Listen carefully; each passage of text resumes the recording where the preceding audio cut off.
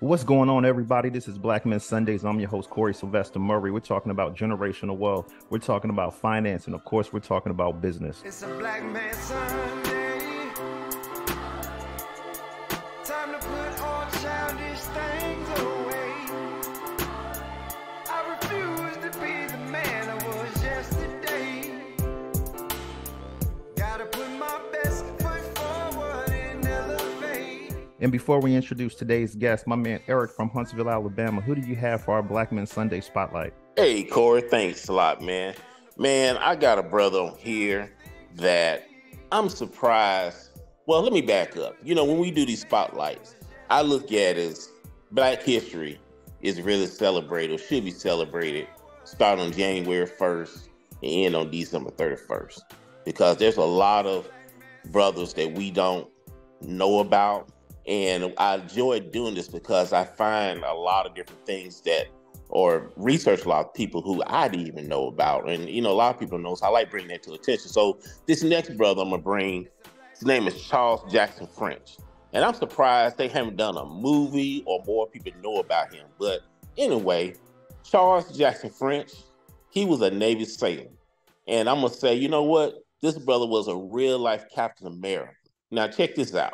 In 1941, Charles Jackson French, he enlisted in the Navy after the bombing that happened in Pearl Harbor that set sail. And he sailed on this racist, segregated ship called the USS Gregory, right? Now, check this out. The ship sank during a battle in World War II. And Charles, again, he's on a segregated ship, swung into action, and jumped in the water, braving this shark-infested water for 6 hours. This brother towed a raft with 15 wounded other Navy seamen to safety. You hear this? In the water for 6 hours. Now, of course, he got a lot of accolades, a lot of celebrations. He was celebrating the newspaper and other local affiliates honor his name, but for this heroic deed they did. But it took the Navy, check this out, 80 years to posthumously honor him with a medal to his family. And also the Navy, they also did little things for him too. They named a training pool in his honor for this. But check this out. This is a real life Captain America. I'm surprised they hadn't done any kind of movies or we don't know anything about this brother. That's my spotlight for today. Charles Jackson French, a real life Captain America. Now, Corey, back to you, brother. Okay. I'm feeling that one today, man.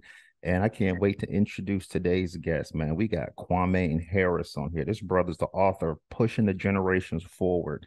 You know, in my intro, I said we talk about generational wealth. We talk about generational poverty. But today's show, we specifically are going to talk about the mindset to alleviate these generational curses. I'm tired of it going, every generation comes up, it's the same old thing. This brother was the recipient of the Utah Business Magazine's top 20 in their 20s. This was back in 2018. When we're talking about what this brother's accomplished, this brother's worked with at-risk youth. We're talking about outreach, gang and drug prevention. This brother's also a mentor. So without further ado, I'll let him give y'all the rest of his credentials. Kwamane Harris, brother, welcome to Black Men Sundays. How you doing? What up, fellas? What up? What up? What up? Man, I'm happy to be here, y'all. I'm learning about Charles Jackson. I was like, dang, I need to do some research or something. Like that's dope. 80 years though, Aaron? 80 years, man. 80 years. That would trip me out, man. I mean, think about it. He's on this boat with all these other racist people who hate him to the core. And he risked his life for 6 hours in that cold and shark-infested water, towing a Wow. raft, helping them Wow. to shore. Man, I couldn't Wow. help it. Man, that's something else. I was astonished by that, man. I'm definitely gonna do some research, man. And he Yeah, definitely, no pun intended, but he definitely pushed the generations forward. So with his accomplishments and what he's doing. Yeah, y'all. absolutely. Thanks for having me, y'all. It's so good to be here on this Black Man Sunday. Again, like Corey said, my name is Kwamane Harris. Y'all, I'm just here. You know, he talked about some of my accolades, but I'm just here just to have a good time, man. I'm here to spread the message of what I'm about and what I've been about my entire life, and working in human services, working in youth development. You know, just trying to make it better for the next generation. And so that's what my life has been about. That's what my drive has been about. That's how, how I navigate life and everything else. And so I'm glad to be here, man. I'm ready for this. I'm ready for this conversation. That's for sure. But let's go on and get this conversation started. Again, Kwamane Harris, welcome to Black Men Sundays. My first question for you is, how do we shift our mindset? A lot of times like I said, we talk about generational wealth, we talk about generational poverty, we talk about generational curses. How do we stop passing that down from generation to generation? Because a lot of times I talk to kids and then I see those kids 10, 15 years later, and they're either collecting debt from a family member or they're just following down the same trap, if you will. So how do we stop that? That's a great question, man. I think for the most part I call it having tough talks with ourselves, right? And for me, how I was able to really recognize and really think about the concept of pushing generations forward. But I had to realize and have a tough talk with myself and say, all right, I look down my family line. There's no one in my family that does ever graduate college, let alone step foot on the college campus. There's no one in my family that can pass down, wealth, can pass down property, none of those things. And all I'm seeing in my family is alcoholism, abuse of alcohol, abuse of drugs, trauma, those generational curses, those the victim mentality, all those things. Like this, that's all I saw in my family. And I was like, you know what? It has to stop with me. I don't want to go down that path of abusing alcohol. I don't want to go down that path of living in poverty my entire life. I don't want to go down that path of allowing trauma to plague my children, and then trauma to plague their children. Like, I was like, it has to stop. The answer to your question is having tough talks with ourselves and really realizing that somebody has to change this, and that somebody starts with you. You got to be able to have that conversation with yourself, because if you allow those things to continue on, it's going to continue affecting your children, right? It's going to continue affecting their children. And so for me, the biggest things is how we stop that is become aware of it and know that it has to start with me. I don't care what age you are. I don't care what age, where you are in your life. I don't care how many mistakes that you've made. People may have hurt you. You may have been in the past just gone through a lot, and that's okay, right? And I get that. I understand that it hurts and life is tough, but it has to stop with you. And you gotta realize that and by looking at your circumstances where you are right now and evaluate, hey, I gotta do something different. Great answer, man. And I just want to, when I talk to my grandmother, she would always say, watch that boy you playing with, or watch that girl. The apple doesn't fall far from the tree. And when I think about that, I think of in families, it seems like if the children are raised in poverty and then they're able to sustain a job, they're not reaching for the stars because they know, well, listen, I'm comfortable making X amount of dollars. If I don't make another 20, 30,000 more than this, I'm comfortable living that life. So going back to the apple falling from the tree, how do we establish the mindset? How do we change this mindset to achieve generational wealth? I think for me is in working with young people and working in human services, the first step is believing that you can. Like believing that no matter what I'm going through, I can actually achieve the wealth that I need to push the generations forward. Like a lot of times you go into these communities, you go into like you said, Corey, like I'm happy. As long as I got a roof over my head and I can survive enough, I'm good. But is it so far-fetched that we can move from a life of surviving to a life of thriving? How can we take on that mentality? What does that even look like for some of our people? Like what is thriving? Am I thriving? I can go cast a check and go get this, go get that. No, because again, we want to be able to pass down generational wealth. We want to be able to put a wealth system in place for our family line that our children's children will benefit and reap from the choices and decisions that we made in life. And then we understand that the brain impacts trauma. And we understand that because of the brain impacts trauma, we understand that puts a lot of us in survival mode. And a lot of times in our communities, we've experienced that trauma, right? And then because of that trauma, we're in survival mode.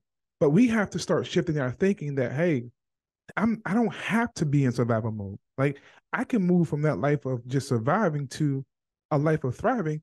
And I can do that by making the right decisions, by deciding to go and further my career, by deciding to go to start that business. That's the mentality you got to have. And I really think that when you think about thriving, you think about how can I sustain past just my right now? Like, how can I sustain past just saving pennies to actually saving dollars? So let's talk about your book, Pushing the Generations Forward. I mean, I feel like we're kind of talking about it, but just Yeah. talk to us about the impetus of the book and why did you feel the need to write this? That's a question I get asked a lot too as well, because when I think about pushing generations forward, like it started at 8 years old, man. Like think about that. At 8 years old, I decided that I was gonna take on this mentality.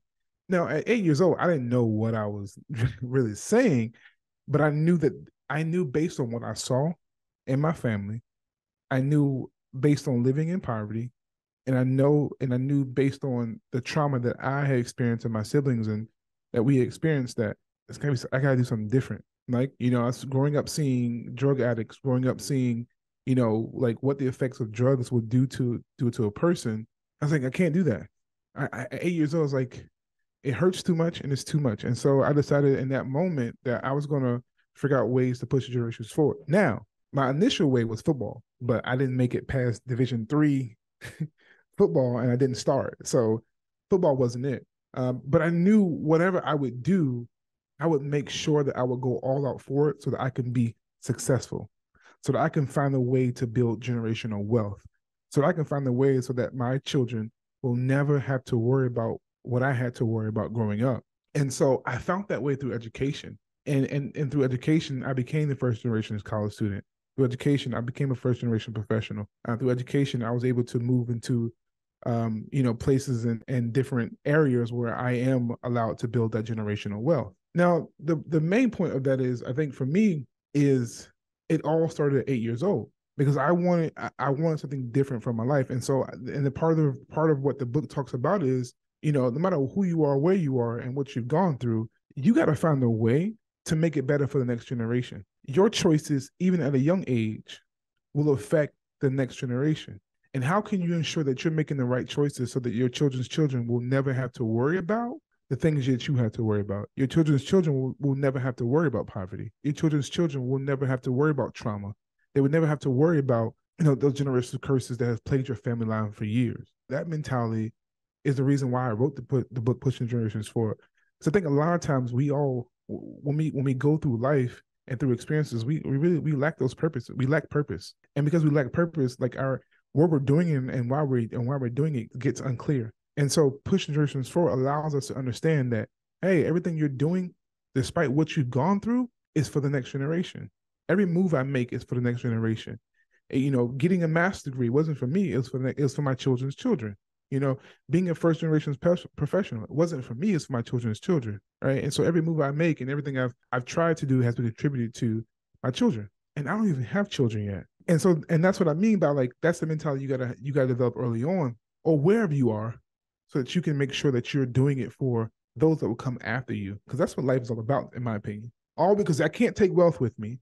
I can't take, the lessons that you learn. I can't take none of those things with me. All I can do is just pass it down. How great would it be if my children have a different start than what I did?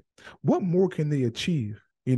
And so, if I can pass down some type of capital or a multifamily home property, if I can pass those things down, that's a different start than what I had. And I push generations forward because of that. Because I talk to a lot of brothers that say, listen, man, I want to push the generation forward. I want to pass down generational wealth. But listen, man, I'm living paycheck to paycheck. As inflation goes up, my paycheck's not going up. I don't own a business. I've been on my job for X amount of years, but how can you pass down generational wealth if you're in debt and you're struggling? I think about it twofold. Like, the truth of the matter is, there's a lot of different ways that you want to push generations forward, and wealth is a big one, right? Especially in the Black community, right? One of my biggest fears, and I'm sure you all understand why this is a fear, but I don't want a GoFundMe account for my funeral. And so, like, I want to be able to have my children in a position that when they do bury me, they'll have more than enough to bury me, but also more, to divide up and do what they need to do with. But, the truth of the matter is, Corey, not everyone's going to push the generations forward with wealth, right? It's just, some people will never be able to see it that way. And so I put the importance on, and I talk about this in the book, I put the importance on, if you can't pass it down through wealth, pass it down through knowledge. Right? How can I set my child up? how can I set that young person up so they can receive the education they need to be able to get to what they need to get to when it comes to wealth, right? Knowledge is always free.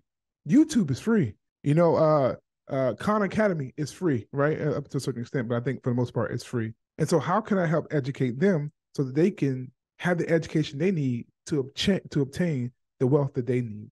And so I think that's, for me, you can push the generations forward in a couple of ways, right? But wealth is important. And we want to give our young people, and we want to give our kids, especially our Black kids, an opportunity to do something different other than what they've seen in their family line. So outside of the stock market, because obviously it's very attractive right now with the apps and things, but outside of that, how can we convince high school students that generational wealth is important? Because a lot of them say, listen, I have time.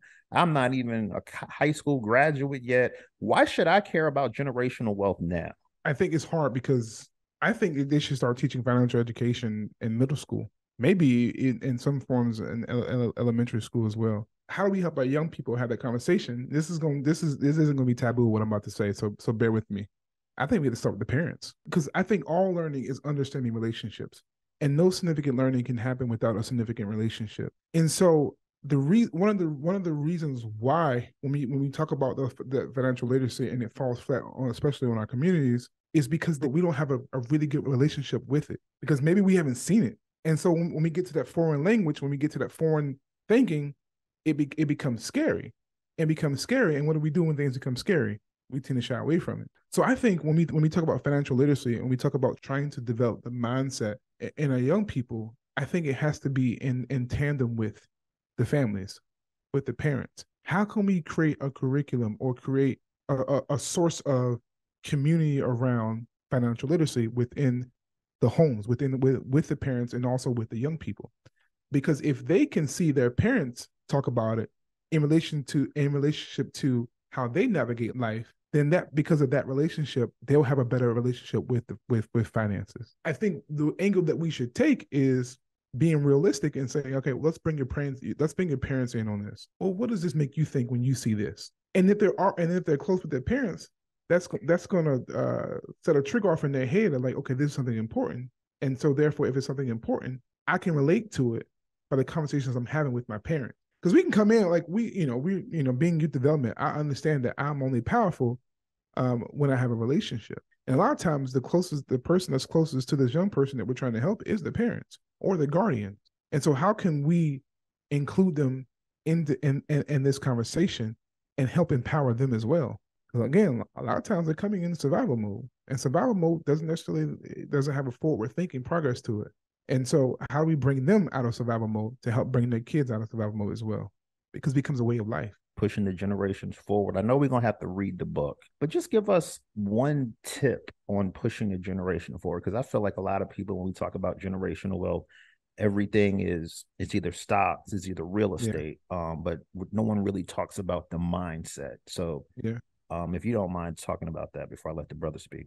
I used to think growing up that generational wealth should be as easy as winning the lottery. It's not. You're not gonna one day just it all happens and there you go and you have generational wealth. And so one of the lessons that I bring out in the book, but also want to bring out here, is this: it's going to be hard. It's a simple lesson, but it's going to be something that you're going to have to work for. Something that you may have to work maybe 2 or 3 jobs to try to obtain, right?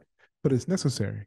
Getting uncomfortable is necessary when you're trying to build generational wealth. I think about myself. Even in college, I had 2 or 3 jobs. I didn't want to spend all that money in loans, and so I made sure that I worked 2 or 3 jobs to start paying back some of those things so that I'm in a better financial position. But it was hard. I slept in my car because I couldn't afford to sleep in a dorm. Cool, I'll sleep in my car. So one semester I slept in my car. I had to go take a bath at a Dollar General or a truck stop just so that I can go to work smelling good and feeling fresh. But there's sacrifices to building generational wealth. And because what it looks like right now won't be what it will look like in the future. And so that journey is hard, and you got to be okay with that. Be okay with being the first person to do this in your family. Be okay with being the first millionaire in your family. It's going to happen. It's going to come, but it's a part of the process. And you got to be okay with just the struggle, because it's going to be a struggle. But it's necessary for your children's children. It's necessary to build generational wealth. It's necessary to push the generations forward. This is Kalali out of Maryland. You know, there's a lot of conversation among our youth right now about the value of college education, the value of degrees, whether or not you should even go to college, whether or not you should just go get a trade and things like that. You know, you used it for yourself. Do you think that getting a college education is the best way to move forward in attaining that next level of wealth? What's your opinion on that? Or that next level of generational wealth as well? Yeah. I always thought that, you know, when you talk about education, I think, you know, I talk about, you know, with your traditional school, whether it's your vocational school, you know, learning a skill, learning a trade. I think all those things are okay. I think all those things are really good educational components to build generational wealth. Now, not everyone will use education to build generational wealth, and I understand that. Like, some people have special talents and things that they can do that will make room for them as they're building generational wealth. But the way I look at it is, we all have to go through some form of education, whether it's informal or formal, right? But even doing so, me personally, like, I didn't see any other way to build generational wealth. I didn't see any other way to build capital other than education, or other than getting a high paying job to start saving money, to be able to put money in investments accounts. I didn't see any other way than that. And I knew that education would get me the job that I wanted, to be able to climb the career ladder that I wanted, to be able to get the money that I wanted. And so that education was my way out of doing that. Was my way of actually building that generational wealth. Now, for other people, you know, like I said, it might be different, and I think that's okay. However you build generational wealth, that's the right way, and where you can sustain it is important. And I think the biggest thing with that is just wherever you can build capital is important, and how you build in capital will help you build generational wealth. Me and my brother used to have a conversation like, man, you don't need education to go to make money. You don't, right? But again, we don't want to be making out here be making $20,000, $30,000 and then trying to pinch dollars to trying to pay our bills. That won't sustain us. Sustainability is part of building generational wealth. So how can I sustain and grow?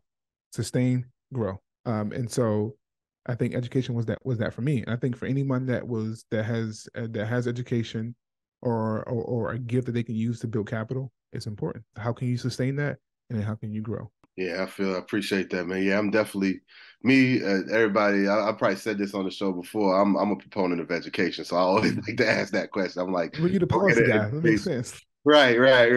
Go get an education. Yeah. Go get a degree. Go get another degree if you can. Yeah. But let me ask you this. So you said that, you know, you took in college, you took on like 2 or 3 jobs trying to pay for school. Did you take any loans at all, or were you able to avoid that part? I had to take loans. I couldn't do it. We couldn't get the Parent Plus loans. We couldn't get, and here's the funny part. I'll give you a funny story real quick. So I'm a first generation college student, right? And so when I went to college, I had a bag of clothes, no laptop, no books. I didn't know what to expect. I didn't know what I needed in college, right? And so that, you know, that first generation is when you're a first generation college student, that comes with a whole lot of struggle, and it's just a whole lot that you don't know, right?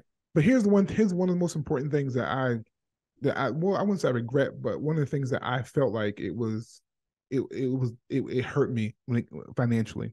I didn't know the difference between a private institution and a public institution, or a public university or a private university. And so I went to college. I went to a private college instead of a public university. The pricing in itself is far different, but I didn't know that, right? And if I had went to a public institution, I would be debt free right now. I wouldn't own any student loans, right? And you pay them down, but but I was like, dang, I wasted so much money going to a private school. Didn't know I was going to a private school until the first semester. So I signed my loan paperwork, all those things. And so I'm a big component in that too. You also went to a private institution, which is more expensive, and so I think there's a gem in that, because people don't understand the differences between the tiers in education, right? So you got private institutions, you have public institutions. Sometimes the public institutions are cheaper, you know what I mean? So you can do it that way, and then obviously you can get loans, you can get grants. There's other ways of funding college and things like that, which we don't talk about enough, I think. We don't. And I didn't. And I thought, because I was going to play football, and this was the same thing as me going to a public institution. If I had known that, man, I would have went to in-state school, public, and then I wouldn't owe anything in loan because I paid a lot of money just to stay in school, but I couldn't transfer because your credits don't transfer with you, And so now after when I got my master's, I got my master's for $4,000, and I did it within 6 months. And because I don't, you can't get me like a sucker. You can't get me twice. You can't get me twice. And I went to a public institution as well. I was like, you know what? I'm gonna do this in 6 months, and I'm gonna pay y'all all the front right now, right here, right now, and I'm gonna get my degree, and we're gonna be move on. The benefit, my investment, I think in my master's was a smart investment as opposed to my investment in my bachelor's, which was not a great investment at the time. Well, it was still I just pointed it was still a greater return on investment because what are you doing with it now? You know what I'm saying? That's true. I always, what I try to tell folks is that, look, you take out a loan, okay, that's an investment in yourself. Basically, that's society saying, hey, you want to take this money to invest in yourself? Now you can invest in yourself or not. That's up to you. You know what I mean? Yeah. The return is going to be what you make it. Yeah, and it is. It's been having a degree and lifting myself up by my own bootstraps through education has been through that due diligence of completing my bachelor's. But I wish I didn't pay so much. Don't we all? But and that's the point. Like, but my children will never. They will never. Yeah, because they will never make that mistake. Right? Yeah, because now you're in a better position. Now you know the knowledge, so you can pass it down. So yeah, I'm gonna pass that knowledge down. I'm make sure they don't go to a private institution, unless they absolutely have to. Then if it's an investment, we'll talk about the risk and all that. But I will make sure my children will know the implications of the decision they're making around choosing the right college. Yeah, well, I'm not going to take this that direction, but there's an extended conversation we could have about choosing the right college. Maybe that'll be a subject of a different episode of this show.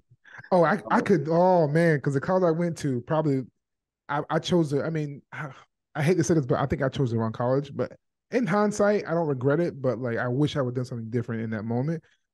With the decision, but we can. Oh man, I can tell you some stories. There's an extended conversation to have about that. So you say you're working with youth. You're in youth development. Yeah, man. So I primarily work with young people who are transitioning out of foster care, who have no place to go, who have they don't have basically before Title E, I think it's called Title E4, or I forgot what you call it, before the law or this extended funding. Young people were leaving foster care at 18 with just to homelessness, being pregnant, or being in jail. The states got it together and the government got it together, and they offer this extended living program, which allows them to live in an apartment, to gain financial literacy, gain healthy living skills, so they can transition into adulthood safely or more securely. And then also working with youth who are at risk or high risk youth who are involved in gang violence, and gonna help them put the gun down, man. On a community basis, since you're also working with youth, do you have strategies to kind of initiate those conversations or those tough conversations with the community? Is that something you've thought about? Is that something that's in your book? Yeah, and I think so. We live in a world today where it's whether it's left versus right, right versus wrong, or conservative versus liberal.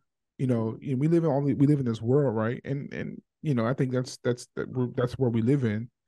I think what I talk about in the book as well is like me personally, I'm about making my community better. I'm about trying to figure out ways to leave my impact on the next generation. And so my biggest thing, especially in the book and especially as in pushing the generations forward, I want us to find ways where we can leave this world, leave this community, leave the United States, or leave where we are in a better place than what we started.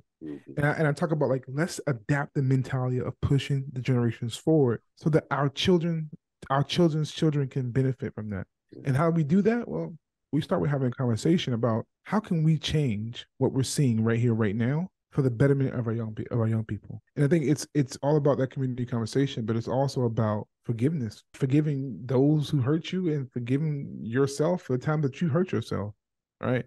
And then moving on to what can I learn, financial literacy, what can I learn to make the next decisions better for me, to make my next decisions better, right? How can I make more informed decisions so that I can make sure that I'm putting the generation to come in the best position? And so it's mainly just a talk, but it's mainly just understanding relationships around that. But I mean, it's about having a conversation about like how can I do what's better for the next generation.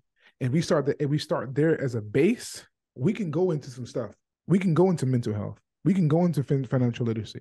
We can go into trauma. We can go into generational curses, right? But we need that base. How early do you think that children need to be thinking about their future and their role in society, especially concerning things like financial literacy and those kind of things? It's crazy because I think you can do this. Our young people should be learning about this as soon as they can communicate, right? As soon as they can start telling you yes, no. Let's say our IRA, let's say savings, let's say investing, all those things in the same sentence. Because I think our young people can learn multiple languages at 5 and 6 years old. So why can't they learn financial literacy, right? You can go on Amazon right now, purchase financial literacy flashcards for kids 5 and up. We know why we're not seeing this in the community a lot, mostly because our parents don't understand financial literacy. If we can start bringing it in early, my niece, she knows what IRA is. She knows what investing is. She knows what savings is. She knows that if she can allow her money to make money for herself, she knows all those things, and she's got me many times and many ways of doing so. But and she has learned and developed the concept of saving money and investing money, so that when she gets older and when she hears it in school, or when she hears it on the news, or when she hears it on social media or Facebook or wherever she hears it, she recognizes it and she understands it. She won't think it's a foreign language. And so I think, to answer the question, I think it's all about, we want to get them financial literacy as soon as they can talk, communicate. Because again, we want to continue giving them tools to be able to lift themselves up by their own bootstrap. And part of the way of doing that is understanding how we can build capital, how we can build generational wealth. And that starts with understanding the language, which our kids can do.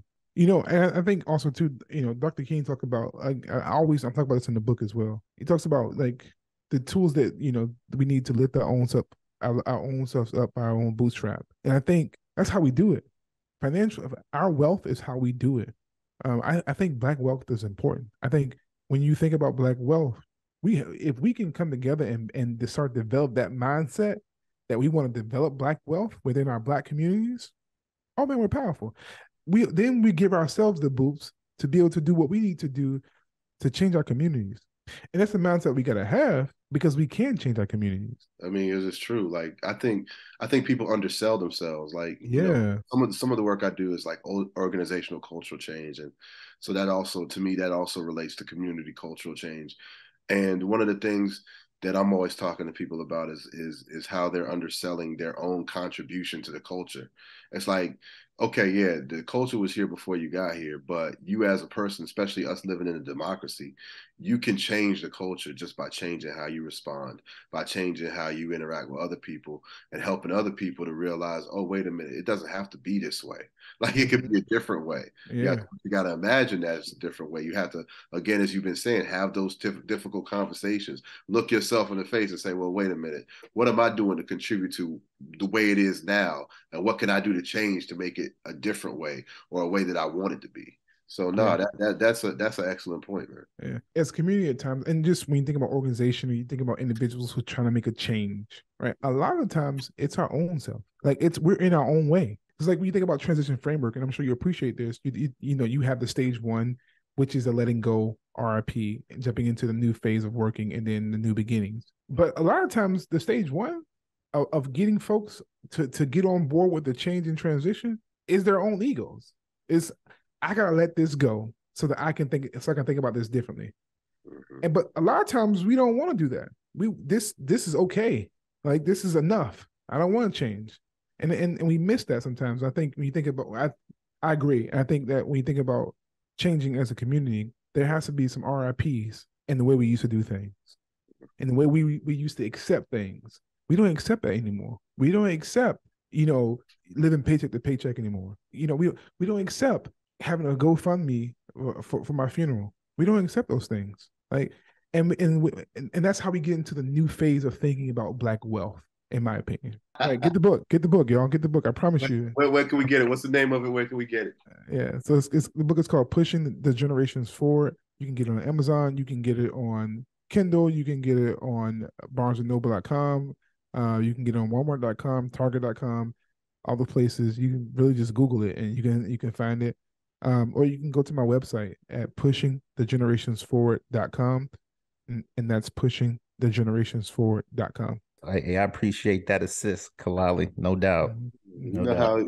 we do this. A team effort over here. Yeah, man, definitely. So, hey, Kwamane Harris, before we let you go, is there anything that we didn't ask you, didn't discuss that you wanted to make mention of on Black Men Sundays before I let you go? No, man. I just want to say, man, please keep having this conversation. I'm a fan.